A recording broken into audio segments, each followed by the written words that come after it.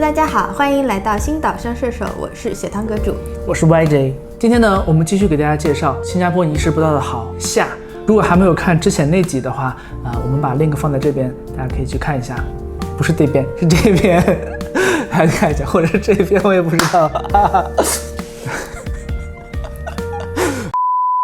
书接上回，上一集我们聊一聊新加坡的基建和城市规划，那这一集我们聊一下其他的东西，尤其是地点。你知道剧透吗？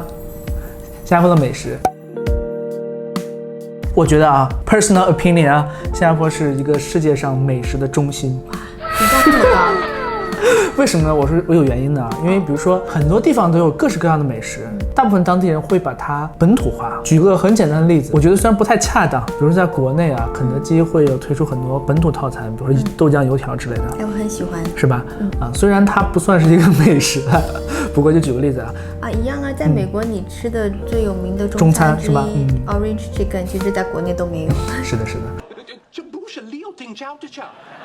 新加坡是一个多种族、多国籍的人都会在这边生活的一个国家。各个国家有各个国家的国歌，有各个国家的人，因为有各个国家的人，所以各个地方的美食都做的比较本土。这里的本土不是指新加坡本土，是指比如说我们从中国来，所以在新加坡很多中国的美食都比较地道。对，因为就比如说像在中国牛车水的很多餐厅馆都是中国的厨师过来，他们做自己当地的食物给大家吃，所以就会非常的地道。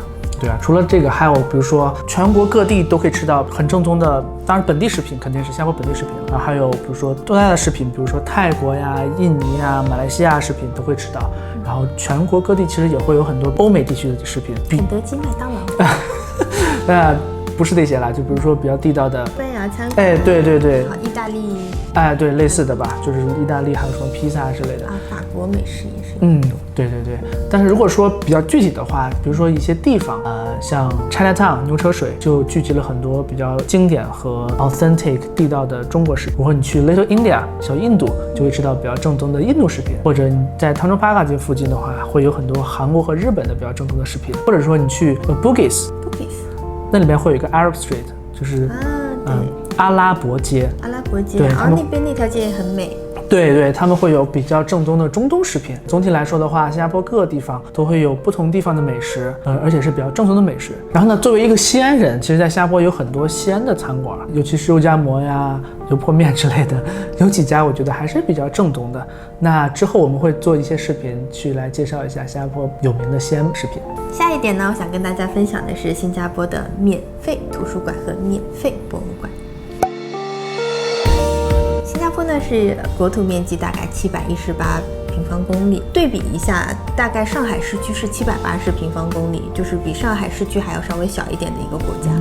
然后呢，但是在这个小小的面积呢，新加坡的政府到目前为止建立了28座国家图书馆，然后这28座国家图书馆散布在全市的各地。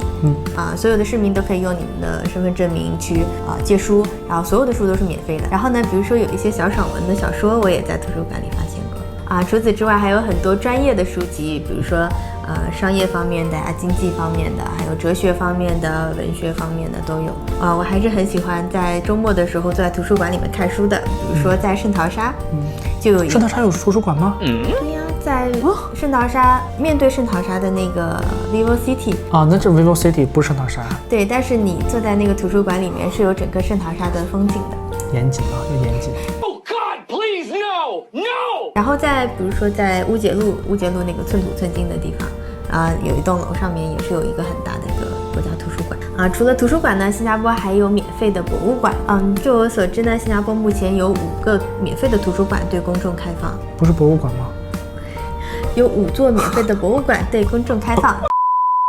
其实新加坡大家都了解，斑马线的汽车会等人。这个不是我想说的我想说的是一点是，如果汽车等人，对是非常好的一个点。但是今天我们不要讲的就是你们不知道的一些东西吗？那新加坡汽车会等人这件事，大家都知道。可能有些观众不知道现在知道了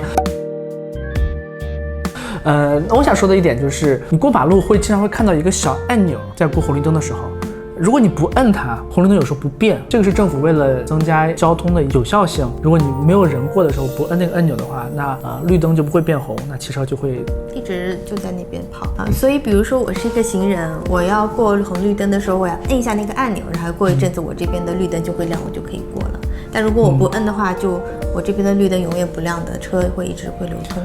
对，我有很多次啊，很多次在那等，前面有几个人先到了那边，然后我过去了在等红绿灯。我说，哎，这个灯怎么还不亮？我还以为是有问题呢。我一看，哎，没有人摁，哎，没有人摁，哎，没有人摁，哎，为什么不摁？哎，有时候可能是忘了吧，或者是不懂的话，请来看一下这个视频，之后你们就懂了，谢谢。大家可能只是忘了。OK 啊，所以如果来新加坡玩，或是来新加坡工作生活的话，那请记住这一点，你要去过马路的时候记得摁那个小钮，否则就会一直站在那边傻傻的等着。对，接下来要跟大家分享的这一点呢，就是新加坡的环境特别的好。它好到什么程度呢？就是人跟动物可以和谐的生活在一起。What？你听说过前一阵子有一个新闻，有一只野猪跑到了居民区，因为环境太好了嘛，野猪一般在野外生活，但是呢，人又很少会去影响动物或者是打动物，看到动物就很开心的在旁边用手机拍他们照片。所以前一阵子有一只野猪冲到了居民区，其实这还是挺危险的，然后它撞伤了一个还是2个市民啊。另外呢，就是新加坡有很多海獭，叫海獭，新加坡有很多的海豚。海獭啦，这叫海獭吧？叫海獭啊。新加坡有海獭家族，海豚。新加坡有海獭家族，他们分别生活在碧山海区和滨海湾海区。然后2个海獭家族每年都会有各种各样的打仗、战争吗？战争，对，这2个家族经常会有战争，但是他们就很可爱。他们前一阵子有一些海獭成群结队走到一个 shopping mall 里面。然后大家就很开心的拿手机拍他们的视频，真的。但其实说这点，我倒想起之前我去爬新加坡最高的山，你猜多高？我知道。新加坡最高的山，好意思说是最高的山吗？确实是最高了。虽然说只有200多米的话，不过真的吗？这么精确吗？183。对，然后去上面爬山，可能带一些吃的话会被猴子偷了。或者是攻击你，然后把那个小袋子里的小饰品拿走。所以上山的时候大家小心点，把自己的随身的物品放好。对。下面一点我们想说的是，新加坡地理位置非常好。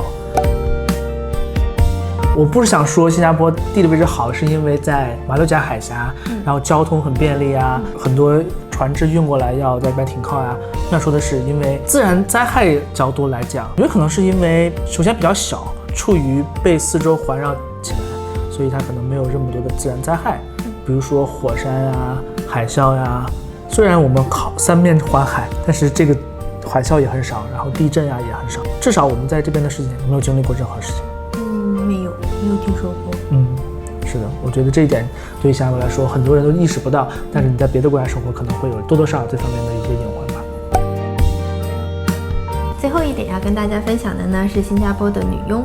根据数据显示呢，新加坡大概每5个家庭里面就有1个家庭拥有女佣。新加坡的女佣呢会把你整个家打理得有条不紊，包括最基础的打扫房间，然后烧饭，甚至有些女佣还可以接送孩子，然后甚至去帮你遛狗。然后整体而言就是包揽所有。但基本上新加坡女佣都是在有了孩子之后才会需要有一个女佣。如果你们只是刚结婚的小夫妻的话，应该是暂时不需要女佣的，除非你已经懒到无法自理。基本上在新加坡请女佣基本上是有2类人，一类是刚生孩子需要女佣来照顾孩子，第二个是可能需要照顾乐龄人士，对，就是父母啊或者是爷爷奶奶那一辈的人，所以成年人或者是夫妻基本上不会请女佣。不过我们想说的是，就是请女佣这件事非常方便、简单，而且比较便宜。一般在新加坡，如果你雇佣一个女佣的话，大概加上税，大概1000新币左右可以搞定。这样算来是比在北京或者上海请一个阿姨还要便宜的。你在北京、上海请过阿姨啊？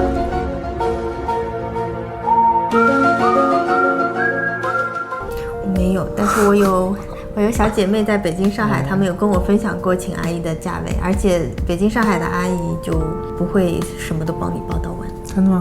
那好，我们今天的视频就录在这里。如果大家有什么任何的想法，有关于新加坡的好处啊，和就算觉得不太好的地方，可以在底下留言，让我们知道。榴莲吗？也可以啊。之后我们会出一些视频说一下新加坡的榴莲或者类似的东西。好了，今天就这样。如果还没有看第一部的朋友，点这个小 link 可以看一下我们第一部的有关新加坡的好。是的，如果喜欢我们视频的话，记得点赞和关注。我们下期再见，拜拜，拜拜。